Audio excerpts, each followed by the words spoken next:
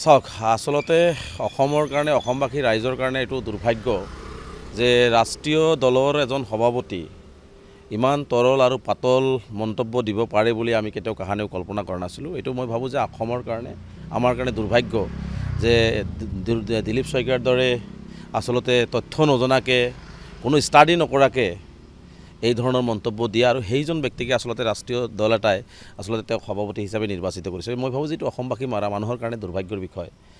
আসলতে গোষ্ঠীগত সংঘৰ্ষত আমচু জড়িত আছে বুলি যে তেওঁ প্ৰত্যক্ষভাৱে জড়িত আছে বুলি কথাটো ক'লে এইটোত আমাৰ তীব্ৰ বিৰোধিতা আছে। আমি স্পষ্টকৈ কৈছোঁ যেতিয়া গোষ্ঠীগত সংঘৰ্ষ বিভিন্ন সময়ত হৈছিল সেই সময়ত কিন্তু আমি দিলীপ শইকীয়া ডাঙৰীয়াক দেখা পোৱা নাছিলোঁ যে গোষ্ঠীগত সংঘৰ্ষৰ সময়ত গোষ্ঠীগত সংঘৰ্ষ কেনেকৈ ৰোধ কৰিব পৰা যায়, কেনেকৈ মানুহৰ মাজত ভাতৃত্ববোধ আনিব পৰা যায়, কেনেকৈ সমন্বয় সৃষ্টি কৰিব পৰা যায়, কেনেকৈ এটা সুস্থ পৰিৱেশ গঢ়িব পৰা যায়, সেই সময়ত কিন্তু আমি দিলীপ শইকীয়াক দেখা নাছিল। সেই সময়ত কিন্তু আমচুৱে সমুখ সমৰৰ পৰা এপছুৰ লগতে হওক বা বিভিন্ন দল সংগঠনৰ লগত হওক চৰকাৰী পক্ষৰ লগতে সকলোৰ লগত আলাপ আলোচনা কৰি এই অঞ্চলবিলাকত বিশেষকৈ গোষ্ঠীগত হোৱা অঞ্চলবিলাকত শান্তি ঘূৰাই অনাৰ কাৰণে অহৰহভাৱে চেষ্টা কৰিছে আৰু আমচুৱে কাম কৰিছে।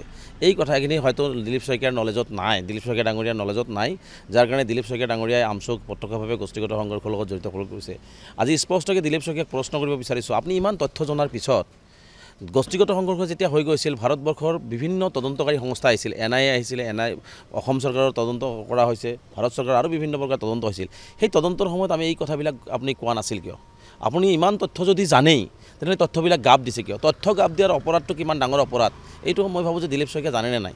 দিলীপ শইকীয়া ডাঙৰীয়া যে তথ্য গাপ দিলে যে কোনোবাই এই গোষ্ঠী সংঘৰ্ষৰ লগত জড়িত এই কথাটো যে ক'লে তেতিয়া আমাৰ সন্দেহ হৈ আছে যে যিমান গোষ্ঠীগত সংঘৰ্ষ হৈছে এই গোষ্ঠীগত সংঘৰ্ষৰ মূল মানুহজনেই হয়তো দিলীপ শইকীয়া ডাঙৰীয়া হ'ব নেকি?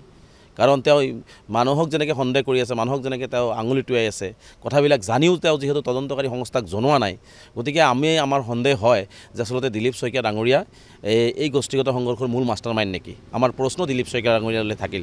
কিন্তু আমি স্পষ্টকৈ কওঁ গোষ্ঠীগত সংঘৰ্ষ নহয়, সৰু সুৰা কাজিয়া হ'লেও সদৌ অসম সংখ্যালঘু ছাত্ৰ ইউনিয়ন এইটো কেনেকৈ সমাধান কৰিব পৰা যায়, কেনেকৈ সেই সৰু সুৰা কাজিয়াটোকো এটা শান্তিৰ পৰিৱেশ ঘূৰাই আনিব পৰা যায় তাৰ কাৰণে কাম কৰে।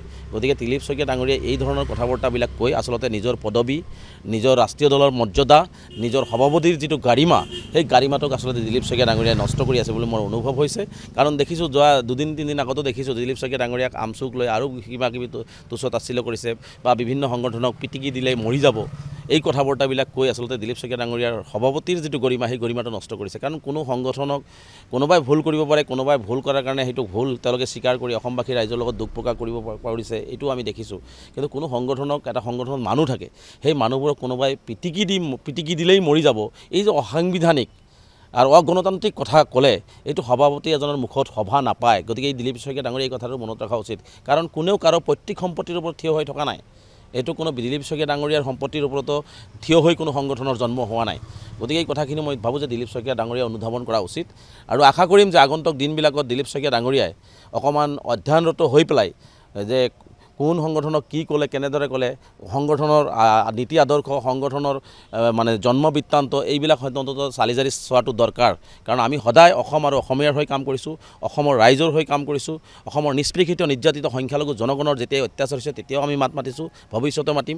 অসমখনৰ হৈ অসমীয়া ভাষা, সাহিত্য, সংস্কৃতি, খাদ্য আন্দোলন, মাধ্যম আন্দোলন সকলোতে আমি আগভাগ লৈ আমি অসমীয়া বৃহত্তৰ অসমীয়া জাতি গঠন প্ৰক্ৰিয়াত আমি আগবাঢ়ি গৈ আছোঁ। তাত আমাক দিলীপ শইকীয়া ডাঙৰীয়া চাৰ্টিফিকেট দিয়ক বা নিদিয়ক তেনেকুৱা চাৰ্টিফিকেটৰ আমাৰ প্ৰয়োজন নাই। আমি হাড়ে হিমজে অসমীয়া হৈ আছোঁ, হাড়ে হিমজে অসমৰ বাসিন্দা, ভাৰতীয় নাগৰিক হয়। গতিকে দিলীপ শইকীয়া ডাঙৰীয়াক এটাই আহ্বান জনাম যে আপোনাৰ চৰকাৰে যিদৰে ভাৰতীয় নাগৰিকৰ ওপৰত অন্যায় কৰি আছে, যিদৰে ভাৰতীয় সংখ্যালঘুসকলক বিশেষকৈ অসমৰ ধৰ্মীয় সংখ্যালঘু অসমীয়া স্বাভিমানী নাগৰিকসকলৰ ওপৰত যিধৰণে অন্যায় আৰু অত্যাচাৰ কৰিছে, ভূমিহীন নাগৰিকক বেঘৰ কৰি আছে, যিসকল শিশুসকলক মুকলি আকাশৰ তললৈ ফেটি দিছে, মানুহৰ মুখৰ ভাত কাঢ়ি লৈ গৈছে, যদি পাৰে দিলীপ শইকীয়া ডাঙৰীয়া সবকে সাথ সবকে বিকাশ সবকে বিশ্বাস এই শ্লোগানটো আপুনি সদায় দিয়ে, এই শ্লোগানটো আপোনাৰ সদায় থাকে। গতিকে সেই শ্লোগানটো যদি সঁচাকৈ আপোনাৰ অন্তৰত সঁচাভাৱেই আপুনি মানুহৰ মাজত কয় তেনেহ'লে মই ভাবোঁ যে শদিয়াৰ পৰা ধুবুৰীলৈকে প্ৰতিটো জাতি জনগোষ্ঠীৰ সম উন্নয়ন, সম মৰ্যাদা, সম বিকাশ দিয়াৰ কাৰণে দিলীপ শইকীয়া ডাঙৰীয়া কাম কৰক। আৰু অন্যথা এনেকুৱা কথা বাৰ্তাবিলাক ক'লে নিশ্চিতভাৱে আপুনি যে এজন পাতল আৰু তৰল মন্তব্য দিয়া সভাপতি সেইটো কিন্তু অসমৰ ৰাইজে আৰু ভাবি থাকিব।